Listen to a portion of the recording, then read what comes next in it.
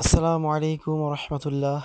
সুপ্রিয় দর্শক, তো আজকে আমার বাগানে পানি দেওয়ার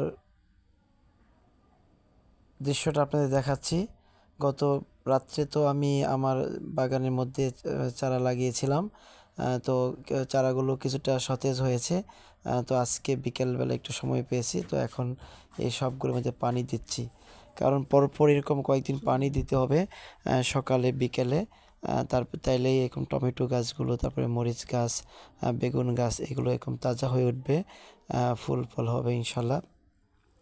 তো জন্য গাছগুলোর যত্ন করতে হয়। তো যত্ন করার সময় আসলে পাওয়া যায় না, তো বিকেলবেলা একটু অফিস থেকে এসে কয়েক সময় পেয়েছি, তো এই সময়টা একটু যত্ন করা হচ্ছে। তো লাল শাকের চারাগুলো মোটামুটি মানে বড় হচ্ছে। তারপর এখানে ধনিয়াও দিয়েছিলাম এক পাশে। তো এগুলো অঙ্কুরোদ্গম হয়েছে, ছোটো গাছ, চারা গাছ হয়েছে। তো এগুলো কাজ করতে হচ্ছে, সন্ধ্যা হয়ে গেছে। তো কিছুক্ষণ পরে মাগরিবে আজান দিবে, তো অন্ধকার হয়ে যাচ্ছে। তো দেখলাম আমার একটা কলা গাছ আছে যেটাতে কলার থুর হয়েছে। তো থুরের মধ্যে দেখলাম একটা চামচিকা বাদুড় এসে বসলো। তো আসলে দেখার চেষ্টা করতেছি ক্যামেরা জুম করে, কারণ এইটা অনেকেই আসলে দেখে নাই, তো দেখাবার চেষ্টা করতেছি কতটুকু স্পষ্ট দেখা যায়। দেখি, তখন প্রতি সন্ধ্যে এরকম চামচিকা এসে বসে কলা ধরে। তো কলা গাছটা অনেক উঁচু, এই জন্য দেখতে একটু কষ্ট হচ্ছে। তো যাক, একটু স্পষ্ট করে দেখানোর চেষ্টা করতেছি ক্যামেরাটা জুম করে, দেখুন।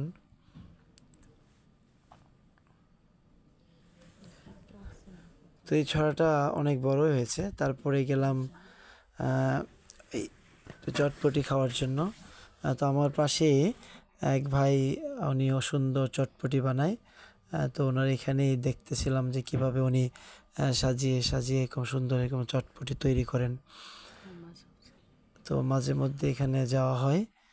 তো আপনারা দেখতে থাকুন কি সুন্দর করে যে ভাই এরকম চটপটিগুলো তৈরি করে।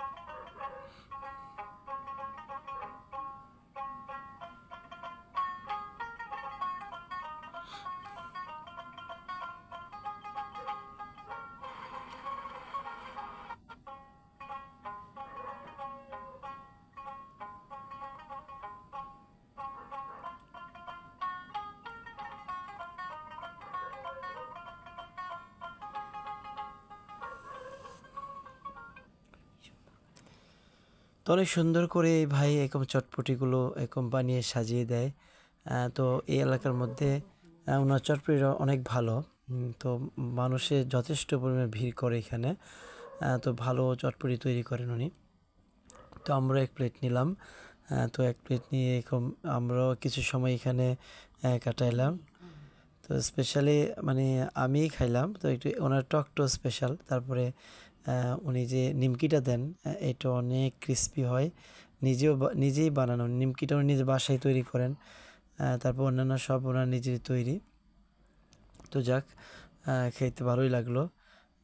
মাঝে মধ্যে যাওয়া হয় এখানে চটপটিটা খাওয়ার জন্য। আর এই শীতের সময় ওনার চটপটি এটা অনেক জমে ওঠে। তো যাক দর্শক, একটু মজা করে খেয়ে নিচ্ছি, একটু খেয়ে নিই এখন।